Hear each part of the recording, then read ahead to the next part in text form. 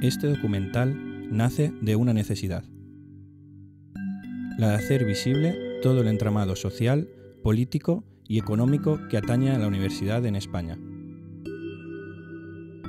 Nos interesa el pasado, presente y especialmente el futuro de la educación pública, la de todos y todas.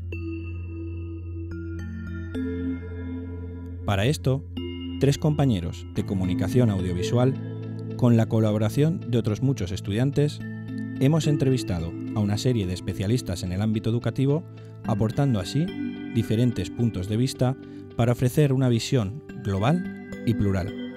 Todo con el objetivo de dar respuesta a las incógnitas que nos mueven a realizar este documental.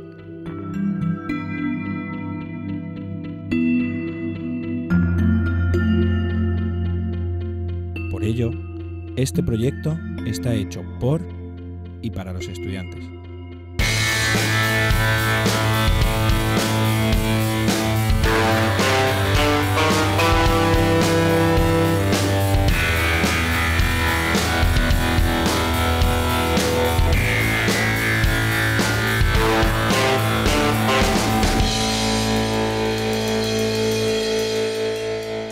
Quienes pagan las universidades públicas españolas, no lo olvidemos, fundamentalmente son los trabajadores. Vivimos en un país que, según la Agencia Estatal Tributaria, la mayor parte de los tributos se recauden del trabajo por cuenta ajena, es decir, de los trabajadores. La década de los 80 se pasa de apenas medio millón o algo menos de universitarios a en tan solo 5 años a tener 1,5 millones de universitarios, que hoy estamos más o menos en esa cifra, ¿no? Yo veo mal que de repente en cada provincia española haya una universidad. Lo veo inoperativo para un país pequeño. No somos Estados Unidos. Nuestras provincias no son los estados de los Estados Unidos.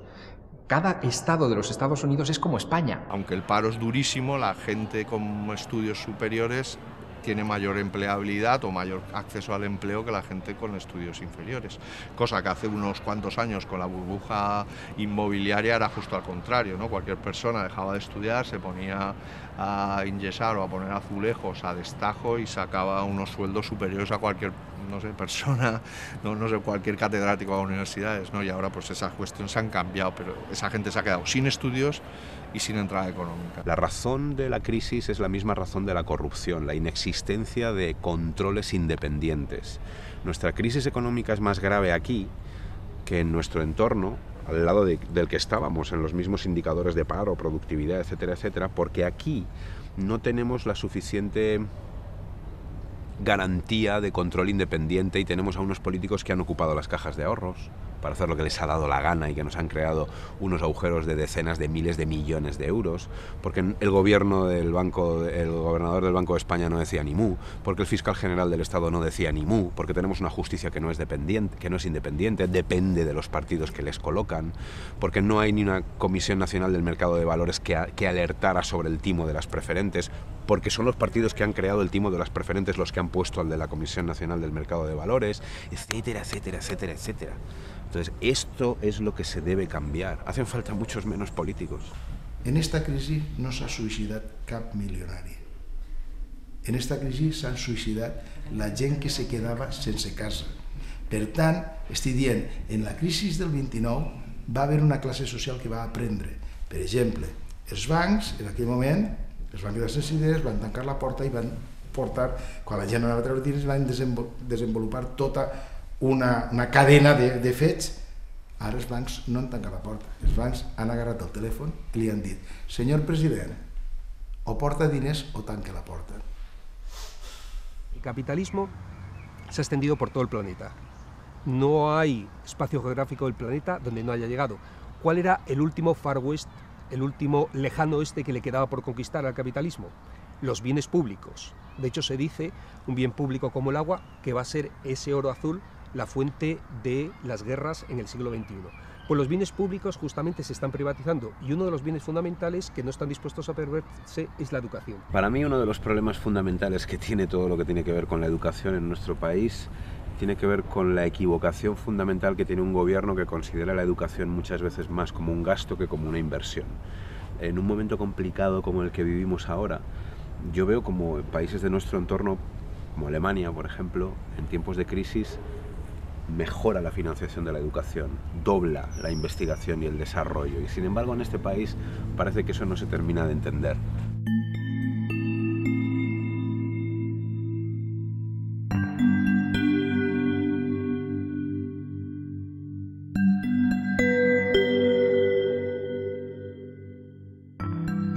Aunque las declaraciones oficiales todo el mundo las compartíamos, es decir, que hubiera una homologación de títulos, que los estudiantes pudieran trasladarse de unos países a otros, que además hubiera metodologías docentes en grupos pequeños, realmente para eso lo que se necesitava no era ningún plan Bolonia, era invertir. S'ha venut com una coordinació de les carreres a nivell europeu, però bueno, això és diguem que la tapadera.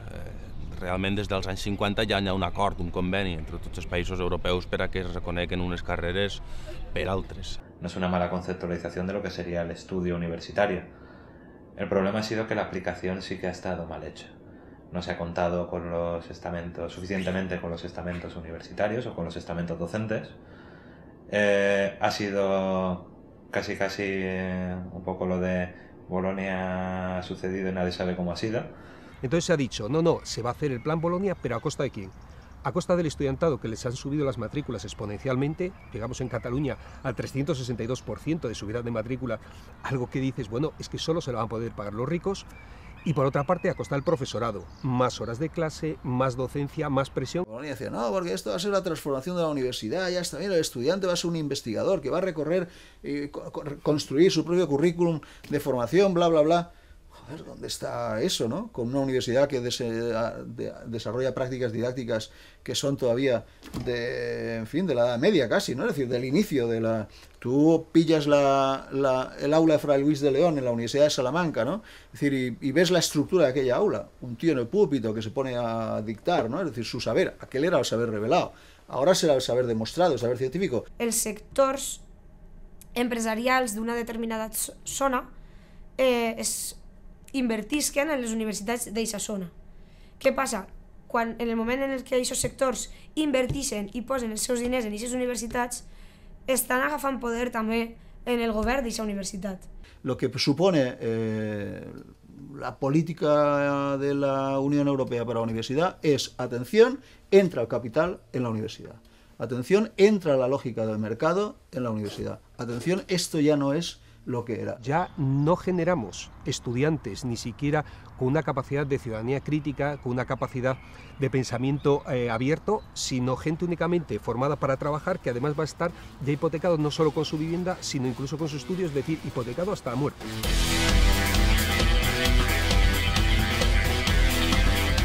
Para conocer cómo se financia la educación, hemos realizado el recorrido desde que se aprueban los presupuestos a nivel estatal hasta que supuestamente llegan a las universidades españolas.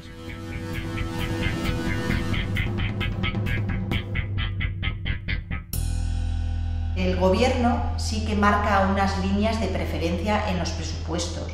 Los presupuestos generales del Estado analizan en lo que el dinero público el Estado se lo va a gastar. Y hemos visto como en los dos presupuestos del Partido Popular la educación no ha sido una prioridad. El problema que ha habido con la educación, y ya aquí sí que me tomas un poco más enseñanzas medias, no ha sido de financiación, ha sido de ideas, ha sido de voluntad realmente por acabar con ese fracaso escolar que tenemos en España. La financiación desde el año 2000 aumenta un 48% y los alumnos son un 12%. Es decir, la financiación ha sido exponencial frente a los alumnos, que ha sido cuasi lineal. ¿Por qué seguimos teniendo el mismo fracaso escolar que en el año 2000? Son preguntas que nos tenemos que hacer, que realmente es que a lo mejor hemos tenido un modelo nefasto, un modelo muy malo, que nos ha condenado a todos nosotros a una mediocridad. En el fondo nos han estafado, por así decirlo. El poder del tema de educación está transferido a las comunidades autónomas en un 95%, pero ello no resta en que en nuestros estatutos de autonomía viene reflejado el tipo de financiación, los convenios que se firman entre la comunidad autónoma y el Estado. El que el gobierno del Partido Popular haya recortado en sus propios presupuestos 6.400 millones de euros en materia educativa, eso comporta que los convenios de financiación entre las comunidades autónomas también se vayan a mermar. Vivimos en un país en el que, a base de ceder competencias de manera absolutamente irresponsable, porque siempre se han cedido para conseguir mayorías parlamentarias que permitieran gobernar, mayorías parlamentarias que además se han negociado para gobernar España con partidos políticos que no creen en España, lo cual es una locura, porque claro, ¿cómo vas a hacer una política de Estado con un Convergencia y Unió que no cree en el Estado español, que se quiere desgajar del Estado español? No de veras, porque luego siempre tienen un precio, pero por lo menos ese es su discurso, con un PNV que también quiere lo mismo. Pues eso es cuestión de ley electoral para hablar otro día, ¿no?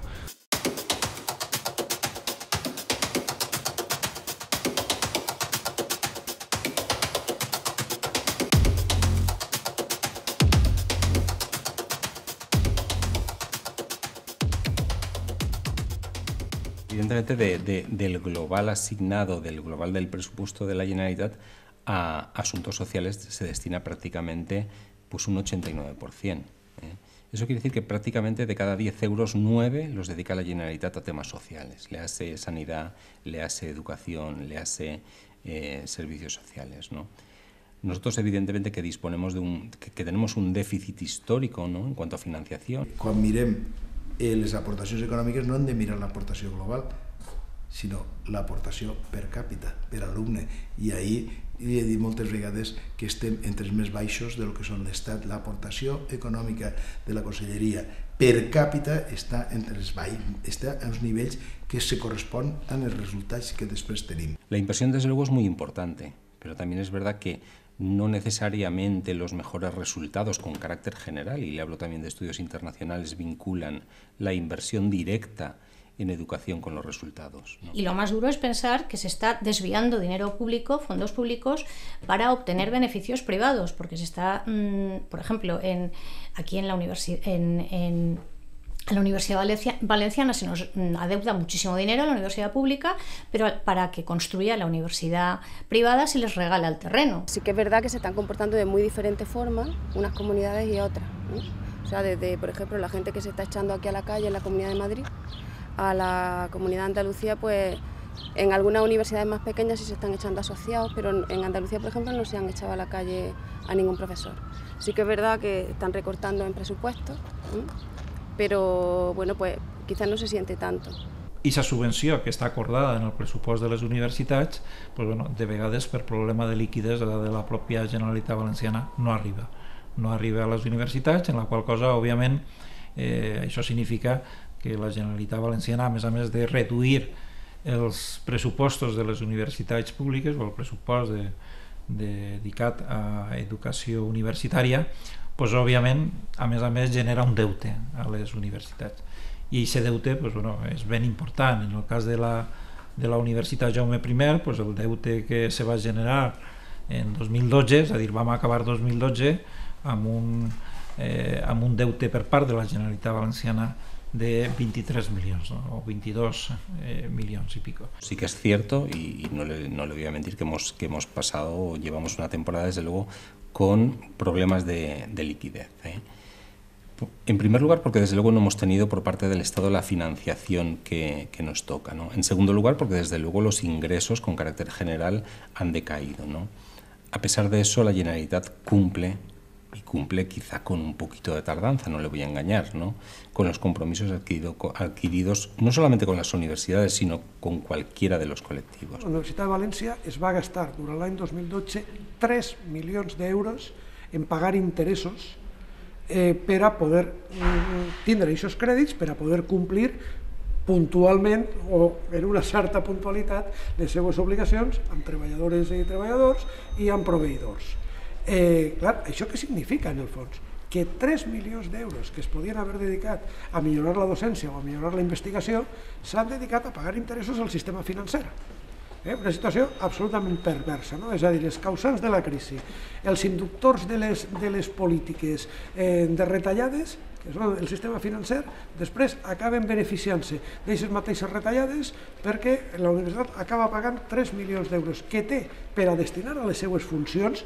La societat ha posat aquests 3 milions d'euros en mans de la universitat per a que les dedique a docència i investigació.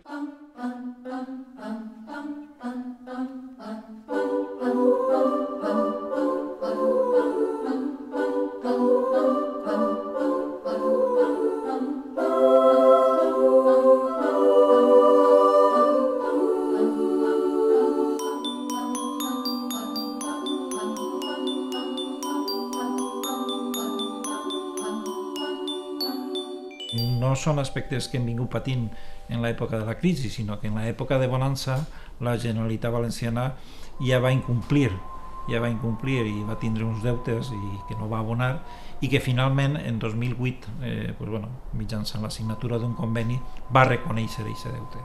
La universitat només pateix algun cas de desfinançament o que la Generalitat es retrasa en els pagaments cap a ella, doncs de seguida recorre al Banc Santander per a fer un nou préstec, un empréstec per a obtenir finançament. Això, òbviament, inclou un deute de la universitat que tard o d'hora haurà de pagar, si no ella, la Generalitat, i que de cara a la universitat ha suposat que tinga gran poder ara mateix el Santander sobre qualsevol de les decisions que prenga la UGI. Yo no hablaría de privatizar. Yo creo que la privatización, una cosa es la privatización y otra cosa es que haya gestión privada en determinados servicios.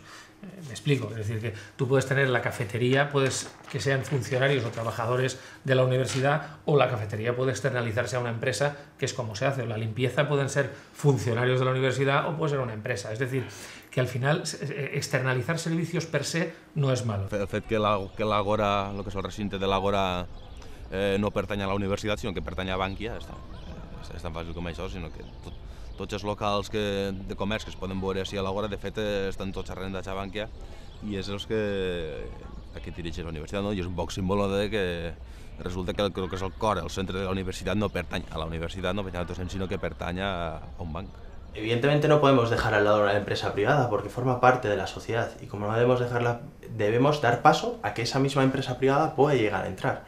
Entonces, una colaboración muchísimo más efectiva entre la administración pública, entre el ente como es la universidad y una empresa privada. Y por supuesto que los alumnos colaboren entre ambas conexiones. Que haya una tendencia a quitar de contenido a la universidad pública y empujar a los ciudadanos a tener que pagar por algo por lo que ya hemos pagado. Por favor, no nos olvidemos que nosotros hemos contribuido, estamos contribuyendo con nuestros impuestos a tener una sanidad pública, a tener una enseñanza pública. Es algo que ya hemos pagado por anticipado y que se nos está estafando de alguna manera, se nos está robando.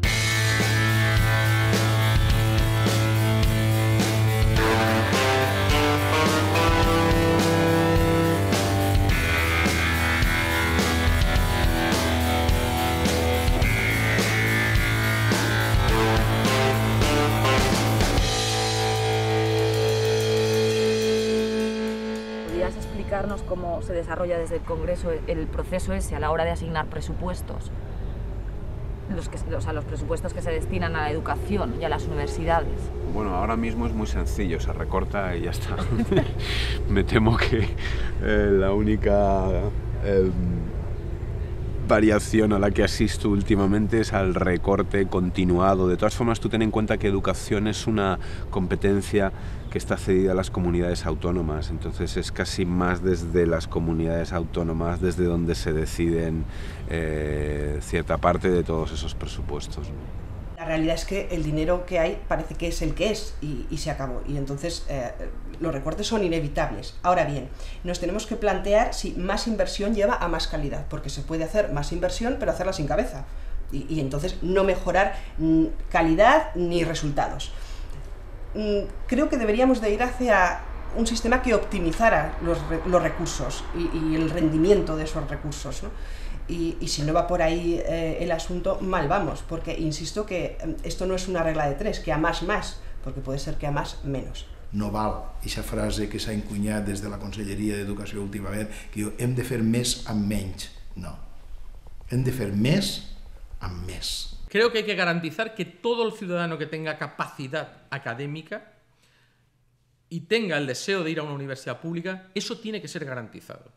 Y por tanto a mí me preocupa que los recortes puedan significar que un solo muchacho o muchacha español, de cualquier parte del territorio español, que teniendo suficiente capacidad académica y el deseo de ir a una universidad, deje de ir porque tenga problemas económicos. Eso nos debería de avergonzar.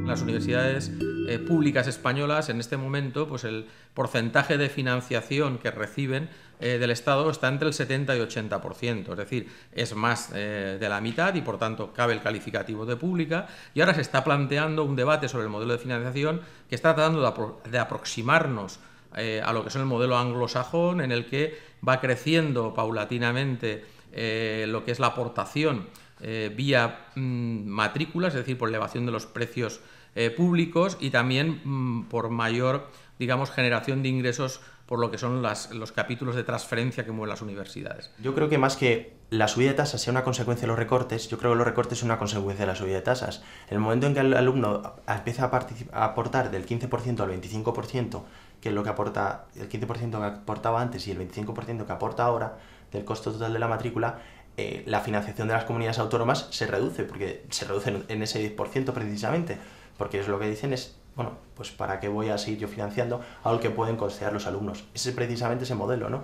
Tampoc d'alguna manera se'ns va demanar opinió quan les universitats, òbviament, haveren advertit de l'arriscat que era el pujar les taxes sense tindre un estudi previ de com anaven a quedar les diferents comunitats autònomes en tot l'estat espanyol. Vull dir, crec que no és de rebut pues, que després n'hi hagueren comunitats autònomes on l'increment de les taxes als estudiants fora cap i altres comunitats autònomes on l'increment de taxes, almenys pel que fa a primeres matrícules, pues se n'anarà al 66%. Eso supone para mí una cosa muy elemental, y es, bueno, vamos a pagar, o vais a pagar, dicen ellos, vais a pagar entre todos, el pueblo, las barbaridades económicas y políticas que hemos hecho, que han hecho una clase dirigente. Es decir, esa es la cuestión. O sea, ¿por qué la universidad es más cara? Bueno, porque como no hay financiación pública, o ellos no quieren que haya financiación pública, alguien tiene que asumir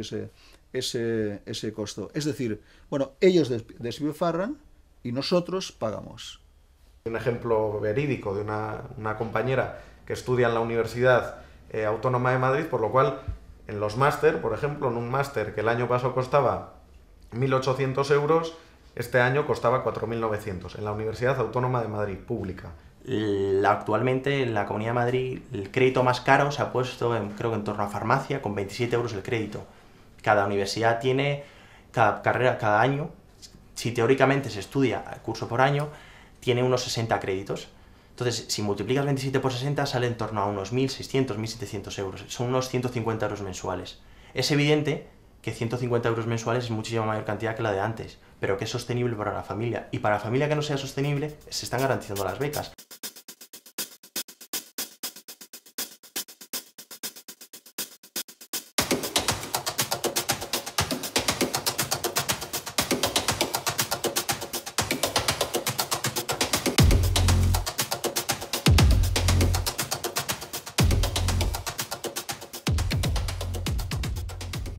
La reducción en las becas ha sido abismal.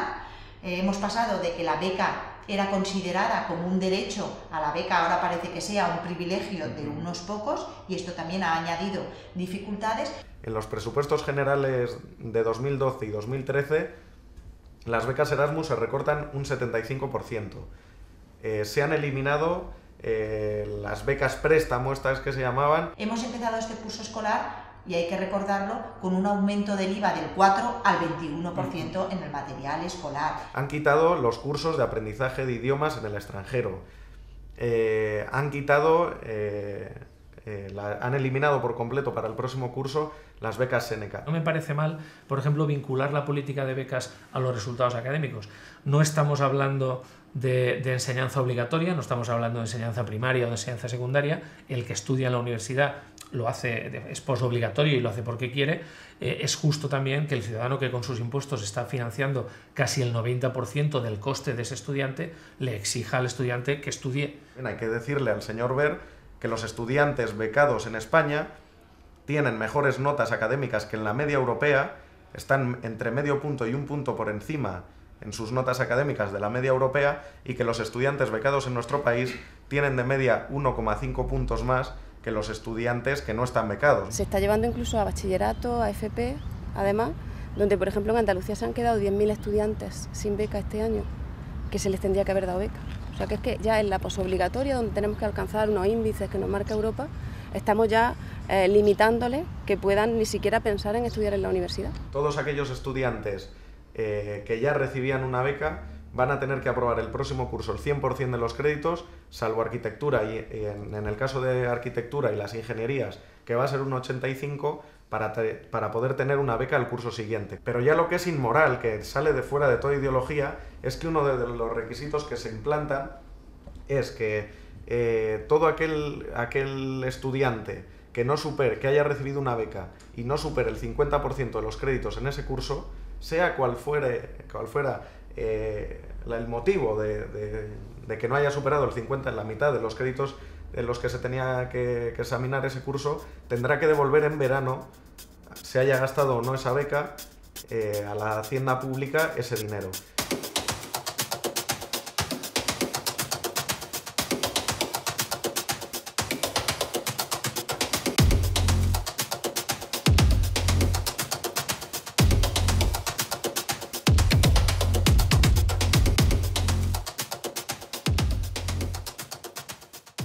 Los estamentos públicos son lo que sería sanidad, educación y administración pública. No nos olvidemos también del funcionariado, porque es una parte importante de lo que es el desarrollo de un país. Han habido 235.000 casos de empleos perdidos, destruidos en el último año. Vosotros sabéis que tenemos una reducción salarial, el sueldo además está congelado y no hemos tenido pagas extras. Además, mucho profesorado universitario. Estamos impartiendo muchísimas cosas a coste cero, que de otra manera no se podrían hacer. I, sin embargo, la campanya de desprestigio és contínua. Nosaltres treballem en un tipus d'activitat que allò que li passa a la universitat ens passa a nosaltres també, en les nostres condicions de treball, i a la inversa. Allò que passa en les nostres condicions de treball afecta també al funcionament universitari. Si jo tinc una sobrecàrrega de treball, evidentment jo tinc un problema personal, però això se va traduir en la qualitat de la docència o de la investigació que estic fent.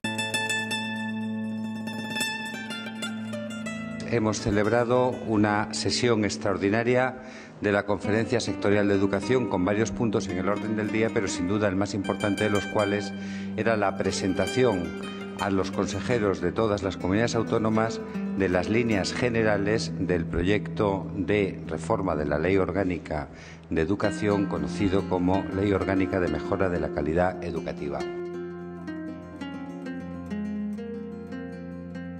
La LOMCE, ¿qué es la LOMCE? Pues es otra reforma educativa que ha nacido muerta. Es decir, no va a tener más proyección allá que el tiempo que esté el gobierno o el ministro en el cargo. Eso se ve claramente.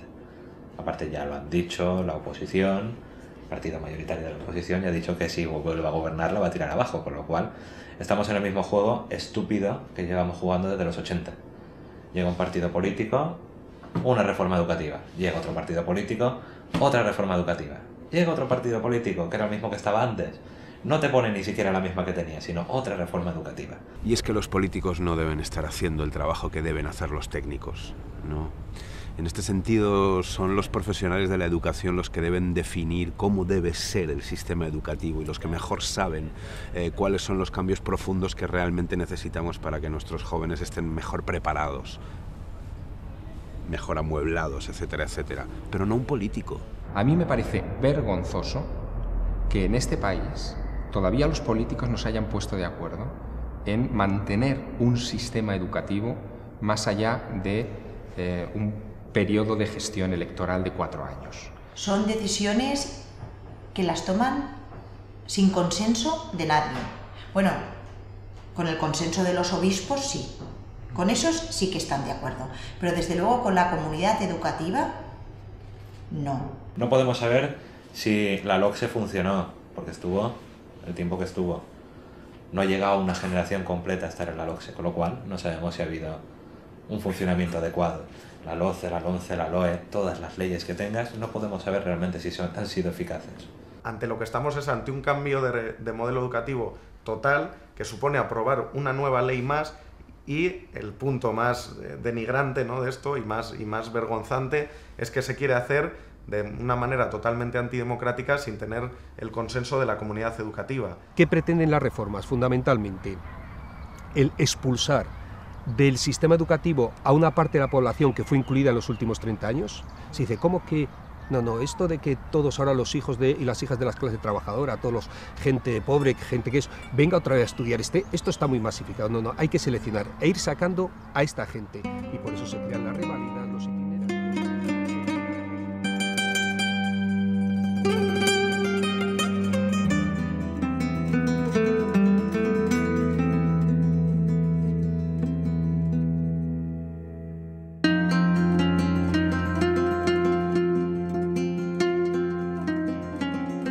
sistema educativo, el nuevo anteproyecto prevé un cuarto de ESO ya por itinerarios.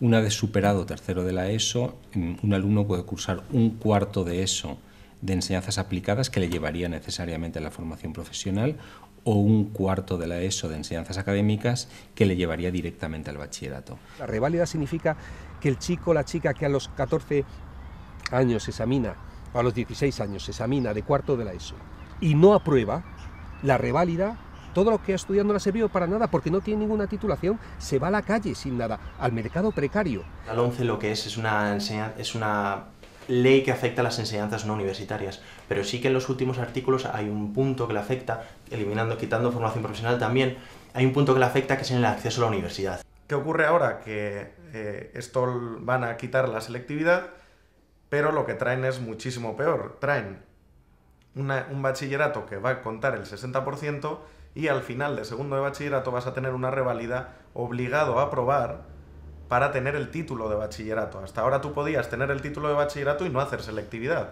Ahora vas a tener que aprobar una reválida para obtener el título de bachillerato.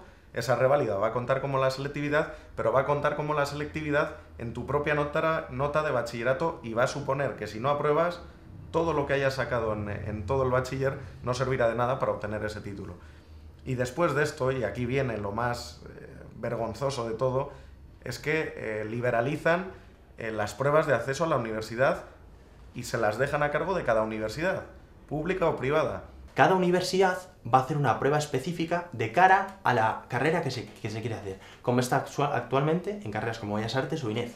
Cuando tú vas a acceder a INEF o cuando vas a acceder a Bellas Artes, se aprueba una prueba específica de formación física o de Bellas Artes, que yo la verdad es que no la conozco, para evaluar tus conocimientos respecto de esas habilidades. Li lleva la capacitat de fer la prova a la universitat per a posar-la a una entitat externa que segurament serà privada, aleshores serà una entitat privada que no està definida la que decidirà si tu, quan te presentes a la universitat, pots accedir a una carrera determinada, a una facultad determinada o no pots accedir. Ahora la desventaja que se puede llegar a producir es que tú te tengas que desplazar in situ a la universidad para acceder a esa misma prueba. Si uno de Canarias quiere estudiar a la Universidad Complutense de Madrid, se va a tener que desplazar in situ a la Universidad Complutense de Madrid para poder realizar esa prueba. Nuestras familias estamos muy acostumbrados a ver como única opción, como única salida profesional el estudio universitario, pero no nos olvidemos que la formación profesional, o en cualquier caso cualquier otra opción, ya sean las enseñanzas deportivas, de idiomas o demás, son una opción muy válida que está dando muchísimo trabajo. El Partido Popular ve la formación profesional como un campo en el que formar muy básicamente a ciertos alumnos, reducir por ahí las tasas de abandono prematuro, pero hacerlo con una formación tan básica que no te da ningún título que lo acredite y que pueda ser carne de cañón del mercado laboral precario y temporal, ¿no? Y han dicho, el Consejo Escolar lo laminamos, va a ser simplemente consultivo. El Consejo Escolar es donde están representados toda la comunidad educativa. Y esa representación era lo que permitía una cierta democracia, una cierta participación común. Pasa a ser simplemente consultivo. ¿Quién va a decidir todo? El director, que ya no va a ser un equipo, sino va a ser un órgano unipersonal nombrado además por la administración. Antes se elegía desde la comunidad educativa, ahora va a ser nombrado por la administración. Por lo tanto, va a ser una correa de transmisión de lo que es este modelo jerárquico. La administración educativa, que es de un color determinado, es decir, del partido gobernante, nombra a su director, el director nombra a su vez, porque puede incluso seleccionar al profesorado en esta nueva ley, nombra al profesorado y el profesorado a su vez disciplina al alumnado. Es decir, tenemos el modelo empresarial en la gestión educativa y tú dices, y eso se llama la nueva gestión educativa. Y esto es lo mismo que propone el informe de expertos en la universidad. es necesario emprender reformas en varias direcciones y es tan importante para el futuro del país el que el sistema universitario sea más eficiente y funcione mejor, que nos ha parecido que no era prudente abordar la necesaria reforma de este sistema sin conseguir el mejor consejo posible para orientar, tanto desde el punto de vista del diagnóstico como desde el punto de vista de la recomendación de medidas de reformas, una comisión de expertos independiente, plural, del más alto nivel científico y académico, como la que, por acuerdo del Consejo de Ministros celebrado hoy, se ha constituido. Esta comisión, como les digo, tiene por objetivo evaluar en un plazo limitado, en el plazo de 6 meses, la situación del sistema universitario español y elevar al Gobierno recomendaciones para su mejora, tanto en el campo de la organización y la gobernanza como en el campo de la selección y acreditación del profesorado, elección de los alumnos, etcétera, como también en el campo económico y financiero. Lo que aconseja este informe de expertos es que, bueno, que igual tiene que haber una determinada racionalización, lo llaman ellos, es eliminación de campus, de titulaciones y de universidades públicas en favor de las privadas y en detrimento siempre de aquellos que menos tienen, que son los que van muchas veces a las públicas. Hemos creado un modelo donde tenemos una universidad cada 200 metros y hay que empezar a ver que es que ese modelo no es necesario. A lo mejor hay que ver que las universidades que tenemos hay que especializarlas en educación, hay que especializarlas en derecho, pero que haya 48 facultades de derecho todo el recorrido nacional, ¿es lógico? ¿Es viable? Punto 1, estoy de acuerdo con que ese informe dice que tenemos un sistema de becas insuficiente. Punto 2, de acuerdo también con que ese informe dice que la búsqueda de la calidad a niveles más excelentes se estaba empezando a encontrar con el proyecto de campus de excelencia y que ha sido un error retirar ese proyecto en los campus de las universidades públicas, y eso lo ha hecho el ministro Wert también. Y punto 3, que lo que aconseja es que el gasto en ciencia, en educación, en universidad, en definitiva en todo aquello que tiene que ver con el panorama educativo de nuestro país, tiene que suponer mucho más dinero en nuestro PIB. Tiene que suponer al menos como la media europea, y estamos muy por debajo en inversión educativa en general en la Unión Europea. En el caso del máximo responsable de una institución universitaria, la elección nos parece que para preservar el respeto a un derecho fundamental que está en la Constitución, que es la autonomía universitaria, es necesario que el máximo responsable del gobierno de la universidad, que es el rector, continúe siendo elegido por la comunidad universitaria. Es verdad que se pueden poner condiciones de garantía académica. En este sentido, pues lo que aporta el informe, pues que sea alguien que tiene pues un currículum investigador relevante, que tiene experiencia en la gestión, que no lo dice el informe, pero lo digo yo, que sería bueno que se incorporara, pues nos parece razonable, pero que elija la comunidad universitaria. Porque otros modelos de gobierno, cuando han elegido el poder político, pues todos sabemos en nuestro país lo que ha sucedido. Ahí tenemos, desgraciadamente, el caso de las cajas de ahorro, y creo que efectivamente eso no es lo que deseamos para el mundo universitario. Si uno subordina la educación solo a los designios del mercado, como propone la LOMCE en un paso más a lo que ha venido siendo todo lo de Bolonia, al final nos encontramos con que somos una sociedad absolutamente subordinada a algo tan invisible como podría ser la mano invisible del mercado, o podría ser lo que es rentable y no es rentable, y puede resultar que estemos generando una sociedad donde nos interese tener ingenieros para construir armas nucleares porque resulta que finalmente eso es rentable, y no tengamos sociólogos o gente de humanidades porque resulta que esos finalmente acaban de reponedores en los grandes centros comerciales. Esto es lo que decía el ministro Wert, el infame ministro Wert, cuando hablaba de esta cuestión. Bueno, todo el discurso de la excelencia y de la calidad, lo que está incorporando son lógicas mercantiles, las lógicas del mercado en el interior de la universidad, y eso yo creo que va a ser nefasto para la universidad pública, ¿no? Por ejemplo, vosotros sois un equipo de estudiantes que estáis trabajando en comunicación, y ahora veo, por ejemplo, una cámara Sony. No me puedo imaginar una universidad donde una multinacional, Sony por ejemplo, llegue a tu facultad y le diga: miren ustedes, este va a ser el programa de formación. estos son los recursos que necesitan, esta es la lógica en la que se tienen que formar los estudiantes, este es el mercado que les conviene, esto es lo que... Y además tendrán ustedes pasta, tendrán ustedes dinero para la investigación que tenga que ver con cuestiones que a mí como empresa me interesen. ¿Por qué? Pues porque yo no pongo dinero para una cosa que no me interese. Se está viendo en las encuestas de cómo el gobierno con las políticas de educación, el ministro Wert es el peor valorado de la historia, creo yo, de todos los ministros, y la comunidad educativa está cada vez más concienciada y la gente en la calle está cada vez más concienciada con lo que está pasando en la educación y está en contra radicalmente de lo que están haciendo. Yo comparo mucho lo que está ocurriendo con algo que ya hemos vivido en la historia, que es el colapso que se produce en la Edad Media. En la Edad Media fracasan todas las instituciones. De repente el sistema feudal pierde sentido. Ya no tienen los campesinos que dar una parte de sus beneficios para que el señor feudal les proteja, porque se han ido a los burgos a montar sus primeros negocios. La Iglesia ha entrado en una espiral de corrupción tal que se habla de nepotismo, es decir, los nepoti, los sobrinos de los pontífices, de los cardenales, etcétera, son los que ocupan los puestos relevantes de la curia y es un sistema endogámico y toda esa corrupción colapsa y hay que reinventar el sistema y ahí es donde nace la burguesía, nace, en fin, la nueva etapa de la que nosotros somos herederos. Pero nuestro sistema está colapsando. Luego llega el momento de volver a reinventarnos. Cada uno tiene derecho a manifestarse. Es evidente que los que estamos en esta sala no vamos a coincidir con lo que yo estoy diciendo. Existe el derecho perfectamente a la discrepancia, existe perfectamente el derecho a discrepar con este gobierno de lo que está haciendo, porque son modelos distintos. Es que es manifiesto.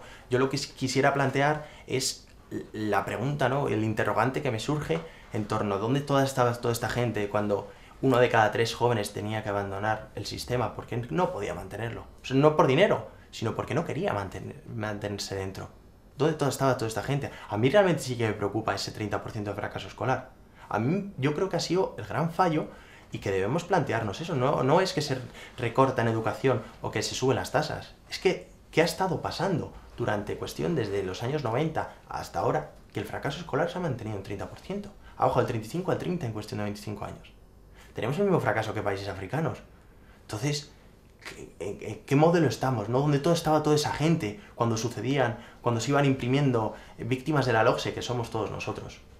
El problema es que para hacer una huelga te la tienes que creer. Y el problema es que, por lo menos lo que yo veo, es que hay mucha gente que ya está en lo que es indefensión aprendida. Es decir, ¿para qué?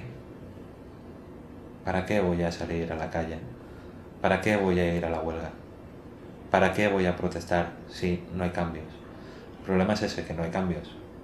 No se ven cambios. Todo se está haciendo como tienen el beneplácito de todos los españoles, porque les votaron, pues todo se está haciendo porque sí. Si el Partido Popular y el Partido Socialista son capaces de pasarse por el forro sus propios programas electorales, ¿qué no van a hacer con las demandas que plantee el 15M desde una Puerta del Sol? ¿Tú te crees que en algún momento les va a plantear algún problema pasar absolutamente de lo que pidan? Ese movimiento o esas personas les da absolutamente igual. Y el gobierno tiene que ser más humilde y escuchar a la calle. Y la calle le está diciendo otras cosas. Porque en su programa electoral no lo dijeron y no lo llevaban. Por lo tanto, les engañaron. Yo creo que también en un Estado de Derecho hay que creer precisamente en los tribunales y es la decisión de reivindicar, reclamar dentro de los tribunales cuando se pone en peligro o de alguna manera se vulnera algún derecho fundamental que deberíamos de tener protegido por la Constitución. La pregunta es, ¿las protestas para qué se hacen? ¿Para mantener el sistema anterior? El de antes de la crisis, el de la burbuja, el del supuesto bienestar mal construido, es decir, con pies de barro, que es el que hemos visto, o para que terminemos de darle la puntilla a este sistema y construyamos uno nuevo. Yo no lo tengo claro. Si es para lo primero, que es la impresión que da, por ejemplo, en algunas huelgas de algunos colectivos, a mí no me parece bien. Es decir, no es el sistema anterior el que funciona, porque hemos visto que no funciona. Jo crec que hay que redibujar el sistema.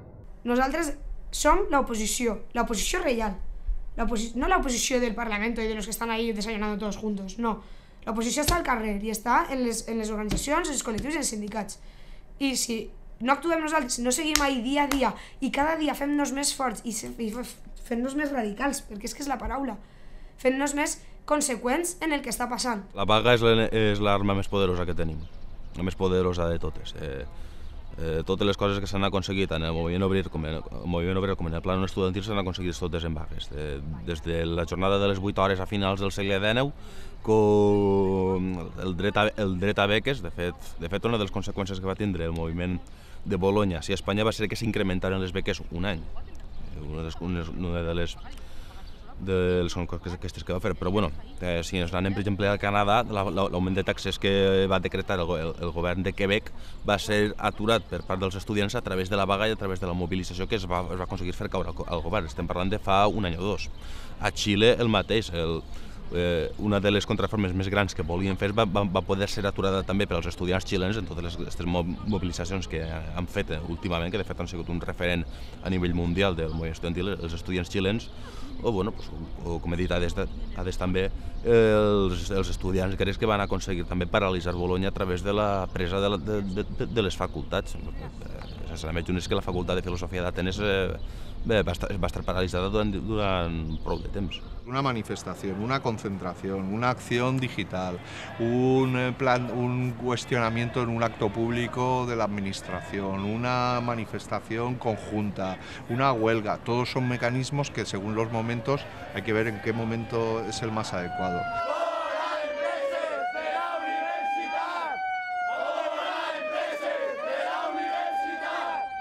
Yo diría que incluso tenemos que empezar a hacer scratches en el ámbito educativo y señalar a aquellos que nos están desmontando y desmovilizando la educación pública. Por primera vez salen a la calle a decirle al Partido Popular, al señor Wert, que no queremos esta ley desde infantil hasta las universidades. Toda la comunidad educativa la tienen en contra.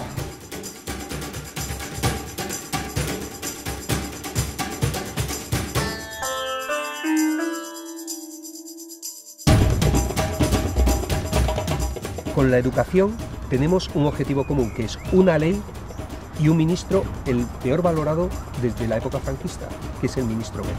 Y una ley que toda la comunidad educativa se ha volcado en contra de ella. Es decir, no es esta ley la que queremos. Queremos otro tipo de educación posible.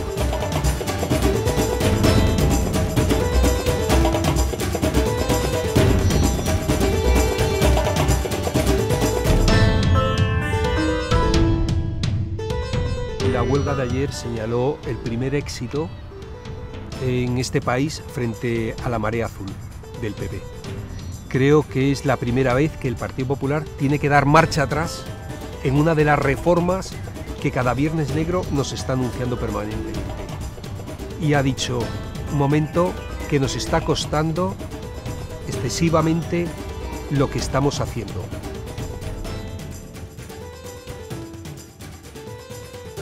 La ley Wert se ha paralizado por las huelgas que hubieron.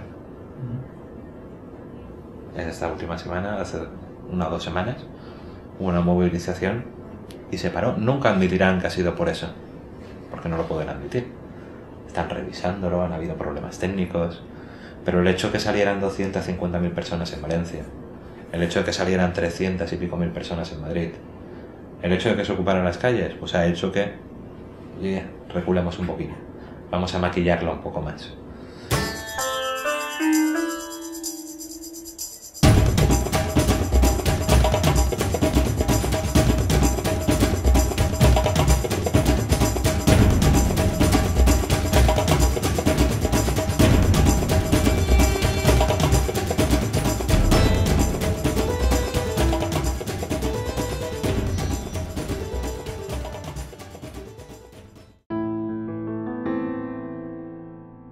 Tiene que ser un sector 100% público, evidentemente de calidad, suficientemente financiado, para garantizar que todo el mundo pueda acceder a la educación y que además tenga la cualificación suficiente para poder acceder a un mercado de trabajo más desarrollado, pero además entendiendo la educación no solo como la creación de trabajadores, sino también como la creación de seres humanos, es decir, de seres sociales que entiendan que viven en sociedad y que tienen que ser educados. Lo que hace falta es un plan y un pacto de todas las fuerzas democráticas para ir a lo verdaderamente importante y dejar de utilizar a la educación como una maza más para golpearse y obtener réditos electorales.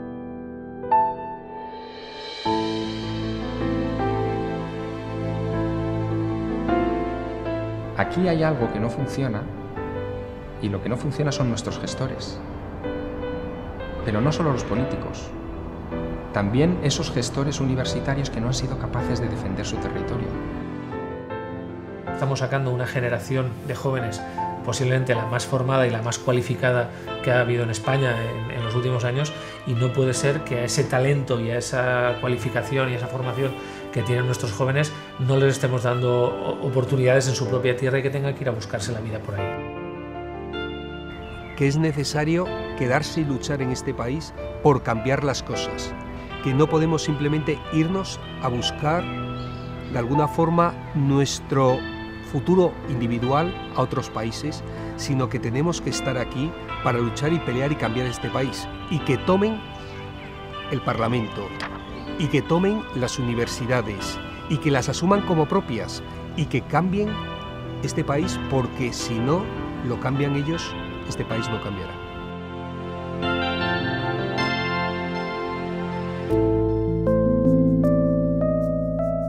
Tenemos que organizarnos. Yo creo que hay dos elementos fundamentales. Por un lado está la formación, que la gente comprenda cuáles son las causas del problema, y por otro lado está la organización para podernos a superarlo. Hay que superarlo colectivamente, no se puede hacer una revolución en el sentido de cambio radical de la situación a partir solo del pensamiento, a partir solo de acciones individuales. Y yo tengo gran confianza en que otras formas diferentes de hacer política traerán soluciones. Yo nunca he confiado en que los que han creado el problema puedan traernos la solución. Animo, si de alguna manera se puede hacer en este vídeo, animo a que la gente siga participando y luchando por la educación pública en nuestro país, porque es uno de los principales pilares que la democracia ha conseguido consolidar en nuestro país.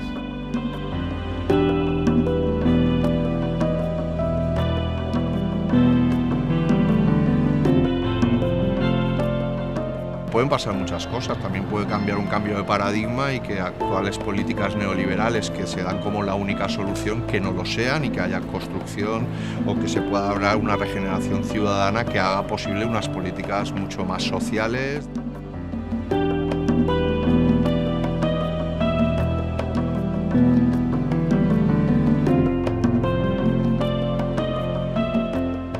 San Pedro decía siempre que claro que hay alternativas y que se pueden llevar a cabo, que en la universidad tenemos que tener muy claro que tenemos que defender la libertad de pensamiento. Él hablaba de que se había entregado a la universidad el poder financiero, pero tenemos otra manera de entender la universidad, que no sea una manera competitiva, y otras voces que hablan de redes solidarias de universidades que no compiten entre ellas, sino que intercambian investigación, recursos, extensión.